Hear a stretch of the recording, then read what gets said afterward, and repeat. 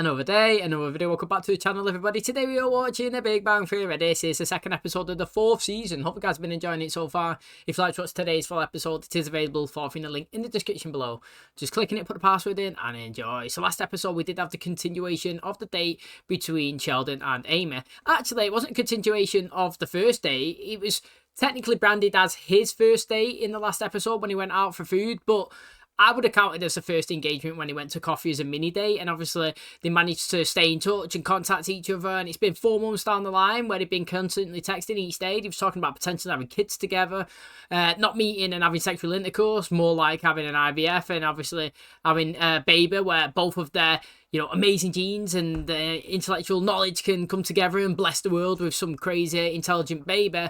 But Penny was like, look, mate, slow down a little bit, go on a date, meet her. And that's what they done. They went out, didn't really engage in conversation much, but it seems like they was clicking just because of how they both are. They both kind of quiet and obviously smart. And Penny was kind of like third wheeling and chipping in. And, it kind of went well. He was all bouncing off each other. Howard last episode as well created a robot, which obviously, knowing Howard, it's going to go wrong. And it did, because he programmed it to start masturbating him, got stuck, got took to the hospital. And then you'd think he'd learn his lesson. And we ended the episode with him again calling Leonard saying, uh-oh, second time it's happened. So that was pretty interesting as well. Hopefully you guys enjoyed today's episode. If you do, please smash the like, really helps out. Subscribe if you're new. And as always, let's jump into today's episode.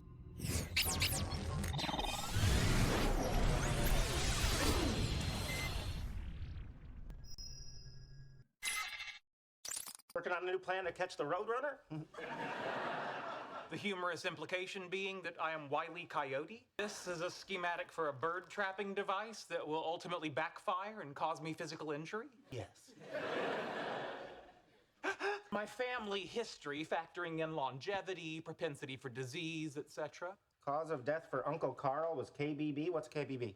Killed by badger. I don't think you need to worry about death by badgers being hereditary. But seriously, even if I disregard the Uncle Carl factor, at best I have 60 years left. Break, you want eggs? You don't get it, Leonard. I'm going to miss so much. The unified field theory, cold fusion, the dogopus. What's a dogopus? The hybrid dog and octopus. Man's underwater best friend. A dogopus can play fetch with 8 balls. No one can hate that. Are you a cat or a dog person? I know he was talking about dogs and octopus there, but the word puss reminds me of a cat, and obviously dogopus, a dog. Now, I'm a dog person. I've always been a dog person, always had a dog, absolutely love it. Never really had a cat before. My girlfriend, hardcore, loves cats. Not a big fan of dogs. So we got a dog and a cat now. And the cat's massive. It's a Maine Coon. It's honestly like this big. I'm not even kidding. It's absolutely huge. And that's my first interpretation of a cat. Now, to be honest, he's alright. He actually is alright. But I prefer dogs because I love the fact that I could be in another room and I can shout him and he'll come in, or I say, get your toy, and he'll know, or if it's, you know what I mean? Or I could be somewhere and I can say, right, we're going out, and he'll run and sit at the door, and the cat just don't know what you're talking about. He just looks at you, starts meowing. And that's why I think dogs are better. But, loads of people love cats. It seems like females like cats a lot more. She wants loads of them. I can't have a house full of them. I have to have just one, to be honest, especially that size. But yeah, cats and dogs, which is your favourite? What do we owe you? Came to 28.17, let's say $6 a piece. What? Never mind, I got it. Oh, you wanted me to pay? It's no big deal. No, you're right. We're not going out anymore. I should pay for myself. What? He said if he had woman parts, he'd eat for free the rest of his life. I'm not eating pizza tonight. But it's Thursday. Thursday's pizza night. Not for me. Thursday is now cruciferous vegetable night. Tonight's selection, Brussels sprouts. Cybernetics is robot stuff, right? Correct. So you want to turn yourself into some sort of robot? Essentially, yes. Didn't you already do that? Run from bullies, dogs, angry chickens, and one particularly persistent PE teacher determined to bend me over and give me a scoliosis test. You're right. Penny jogs. Maybe you guys can run together. That's an excellent idea. Hey, how does he know I jog? He watches you from his car with high-powered binoculars. Oh my God, that is so creepy. I know. You can't even counter it either. Men see a shrink and figure out how to talk to women. Right, Leonard just literally said then that the pizza was $28, basically call it 6 each, which means if it's 5 of them, it would have been $30, which means his share would have been 4. So everyone else would have paid 6 and he would have paid 4. He's literally skimping, mate. Do you know what I mean? He's making money. Now, it's obviously lost money if Sheldon doesn't take part, 'cause if they've all given him obviously 6, he's on 18, and then he's had to pay the extra 10, so obviously he's lost out. But the way he'd done it there, it wasn't evenly split between 5 of them. The interesting thing with Sheldon as well is obviously, you know, imagine him running with Penny. It would... You know, if he was trying to run and he would be trying to play his games, you know what I mean? I reckon that's what he would do as well, his chit-chat. He'd try and play, like, his scientific games, name this and put it in order and this and that. You know, it'd just make you want to walk home, wouldn't it? Literally, you'd be done after 10 minutes. Matter. I have pain radiating from my navel to my lower right abdomen. I'm nauseated and feverish. I believe I may have cholera. The other explanations in decreasing order of likelihood are Hirschsprung's disease, botulism, a 30-foot tapeworm, or accidental ingestion of chrysanthemum blossoms. Ever had your appendix out? I haven't. I've been meaning to, but who has the time? The hospital. So this is how it ends. Do you know the original purpose of the appendix, Leonard? No. I do. And yet I'm doomed while you live on. It's probably just the sprouts that he's been On the other eating. hand, it might have been the Brussels sprouts. Yeah. Good night. Appendicitis. What a nervous Nelly. Nice knees. Thank you. They're my mother's. And the flash shirt is what? Because you're gonna run really fast? No, the flash shirt is because it's Friday, but it's nice when things work out. How are you doing that? It's good to Stretching? stretch your muscles Yeah. before you run. All right. All right, let's start with a toe touch. Mate, some people actually like that, aren't Okay, they? you do it. I am doing it. He needs to take up yoga. I think you'll be surprised if I do. Ow! Has he pulled his groin? Oh my God, are you okay? I think Hamstring. so. Let me help you up. Thank you. Howard, your shrimp biryani. Thank you, sir. Palette paneer. That's Penny. Thanks. And for Rajesh Kuthrapali, from whose homeland these tasty dishes originate, 1 large order of chicken McNuggets. What am I up to now?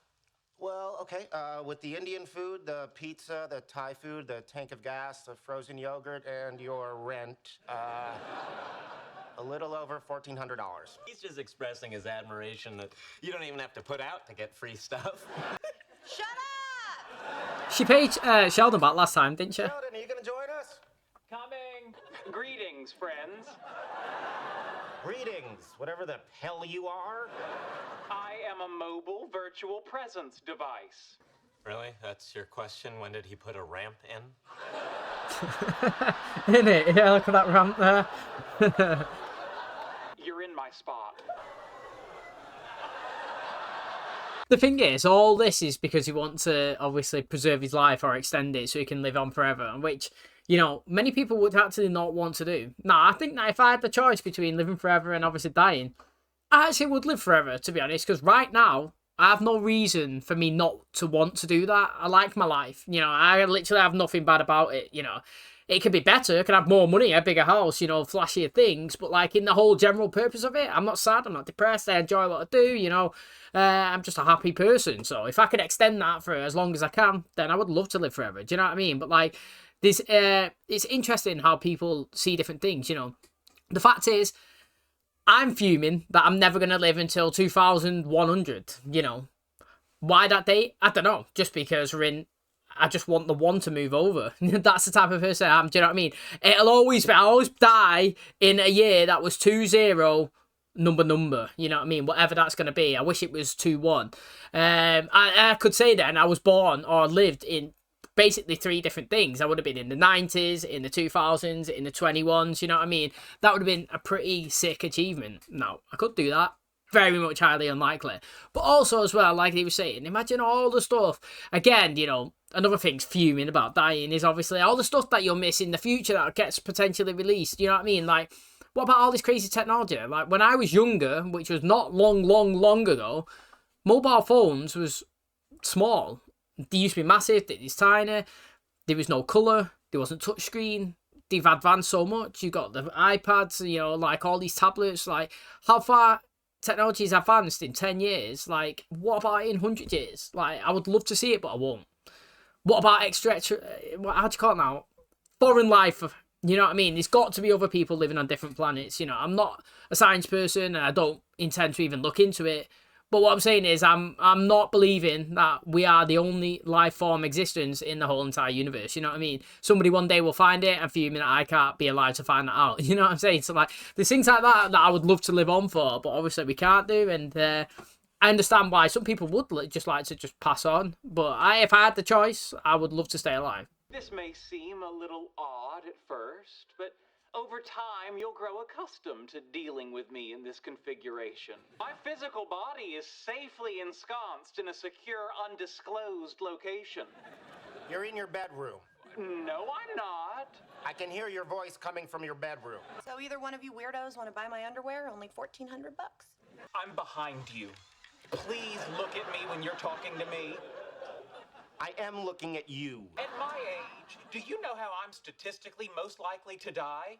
At the hands of your roommate? Well, I can transfer my intellect to a more durable container. My body will remain safely ensconced in my bed. Fine. But don't expect my help. You have to help. It's in the roommate agreement. Various obligations and duties of the parties in the event one of them becomes a robot. I'll be damned. It's much easier to enjoy the picturesque route we travel to work when you remove the specter of fiery vehicular death. You seem tense. Perhaps this will relax you. I don't understand why you're not enjoying this. Together in this car with my enhanced capabilities, we're like Knight Rider. It's a photograph of the 1911 Solvay conference on the theory of radiation and quanta. Using Photoshop, I've introduced a few anachronisms. See if you can spot all 24. Bazinga! Backup generator. I have an override switch. I almost died. And I'm safe and sound in bed. Who's crazy now? Konnichiwa, Dr. Nakamura. That reminds me of Nearly Headless Nick in Harry Potter. Disproved your theory. You think you have me stymied, don't you? No, I think a doorknob has you stymied. Be a lamb and open the door for me. Oh, sure. He's a lamb. I say we just take him to Tatooine and sell him to some Jawas. That's two, dude. Write your own jokes. I'd rather people not know I have any prior connection to you whatsoever. Can you tell me the specials this evening? Sheldon, I'm not waiting on you. Obviously, I don't even have water yet. Oh, Lord. Look who it is. Steve Wozniak? I think it is. The great and powerful Woz. Steve Wozniak was one of the co-founders of Apple Computer. He and Steve Jobs Yeah, started I it. know who he is. I watch Dancing with the Stars. Nice virtual presence device. Thank you. I just want to say I'm a big fan. You're my 15th favorite technological visionary. One of my proudest possessions is a vintage 1977 Apple II. Despite the file system limitations of Apple DOS 3.3, it was a pretty nifty little achievement. You know, if you had it here, I'd autograph it for you. 15 to 30 minutes, depending on how the buses are running. Nerds. Coming. Maybe he falls over holding it. Aww. Penny. Penny. Penny. What up, Shellbot? I can't get out of bed. I hurt my ankle. Sing me Soft Kitty. Soft kitty, warm kitty, little ball of fur. Mate, he would, like, in certain episodes, like, if your friend was like that, he would, I literally couldn't be around him. Like, so, if my friend was like Sheldon in today's episode, not Sheldon in general Sheldon, like, because he's just Sheldon, you know what I mean? But, like, in certain situations like this, and, in other episodes where he demands people do things, it was kind of like another, I wasn't like demanding people do things, but like he needed people to wait on him so he could achieve something that he wanted to do. Kind of like, I don't know, when he was on the train and he wanted everybody to go back because he forgot something, and they all got on the train because he didn't want to fly, or do you know what I mean? Or we've had it again in other episodes where he wanted to do something and they didn't, and they've all ended up doing it for him. And it would stress me out having a friend like that, honestly, it really would. Now, in today's episode, it's strange, really, the fact that I understand the reason why he wanted to become healthier, like we was discussing, you know, about basically trying to extend your life. And I was saying about all these scientific achievements and years and stuff that you're going to miss out on, obviously, when you do pass away. And he wants to conceive his body so that he could basically, you know, be alive in 3,000 years' time and see all these discoveries and scientific things. But what was making him fall down the stairs twice? You know, I understand that he went down and possibly done his ankle in or something, but he's done it again and he's fell down. Maybe he's done the same ankle in again, but like I don't really understand the fact that he was being bedbound in his own apartment. You know, he could have used that machine to go to work, like he was saying, and restrict himself from being outside in the potential area where you could have a crash or be hurt. But like in your own apartment, sat in a bed, dormant, not really moving, it's probably less healthy for your body. Do you know what I mean? Like, did he not say if you sat in front of a desk or something, or when you're working, you need to stand up and stretch, you know, like every hour or something like that? Do you know what I mean? Make sure that your legs don't like get tensed up and stuff. Pretty sure when you wear your Apple Watch, it pings every hour saying stand up and move. Do you know what I'm saying? So like, if he's sitting in his bed, he's probably doing more damage to his health than he actually is be going around in his robot, because he's not being active and moving and being as fit as he could be. Do you know what I mean? So I feel like it was kind of counterproductive to what he was trying to achieve. Okay, that's going to wrap up today's episode. Thanks so much for checking out the channel today. Hopefully you guys enjoyed it. So basically, the episode was all about Sheldon trying to preserve his life and live longer so that he can obviously experience all what the future has to offer. And, you know, the guys are just getting on with it and just leaving him be, to be honest. You know what I mean? And he's kind of inconveniencing everybody else because they've got to kind of wait around him in his, you know, in his new life form, so to speak. Do you know what I mean?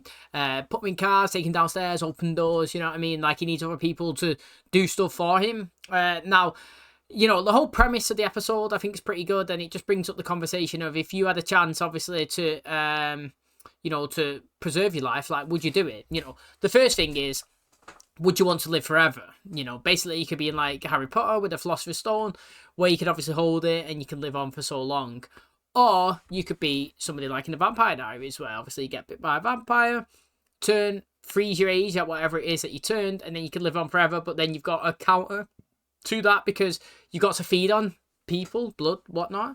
Or you could put yourself in cryosis, you know what I mean? Like if you've seen in, you know, different programs like the 100, for example, you know, when they wanted to get into the pods and they wanted to move out into the future and then obviously arrive at a different planet and wake up and they're so far in front, you know what I mean? Like there's other different ways. Like, would you ever take a chance at doing that? You know, there's a film with Justin Timberlake. It's called In Time, and basically in their world, instead of working for money, you know, so like, you go to work, you get $1,000 or whatever it is. Instead of $1,000, you get 1,000 minutes. And those minutes are on your arm. If it ticks down to 0, you pass away. You know what I mean? But the more you do, the more you get. You know what I mean? You can gamble it. You go to the shops, you buy bread, you buy milk, you take some time off. You know what I mean? You get on the bus, time goes down again. And then you work, time gets added on. So it kind of can be infinite as long as you're continuously moving. Do you know what I'm saying? So like, I do like the premise and the concept of it, and I would love to be in the future, in my personal opinion. If I had a chance to maybe, I don't know, be in my 60s or 70s and feel like maybe I was deteriorating away and there was a chance I could go into like cryosis or something like that. I think that's what it's called anyway, when you go into the pods and they preserve you and basically obviously come back alive later on into the future. I probably would do it, to be honest, because I would have lived my life so far in this timeline and I'd be seeing everything that I need to see, and I'd be just excited and intrigued to see what the future has to offer us. So good concept, it's interesting, and I'd be interested to obviously see what your guys' opinions are on that. You know what I mean? Would you ever do it, or are you happy and content with everything that's going on now and you just live till now, till whatever it is, 50, 60, 70 and die, and you're happy with it? Or would you love to obviously preserve yourself or something like that and move into the future and live on forever? You know what I mean? Everybody has an opinion. I'm interested to see and read your ideas. So thanks for checking out today's episode. If you did enjoy it, please smash the like, really helps out. Subscribe if you're new, and as always, I'll catch you in the next one. Cheers, guys.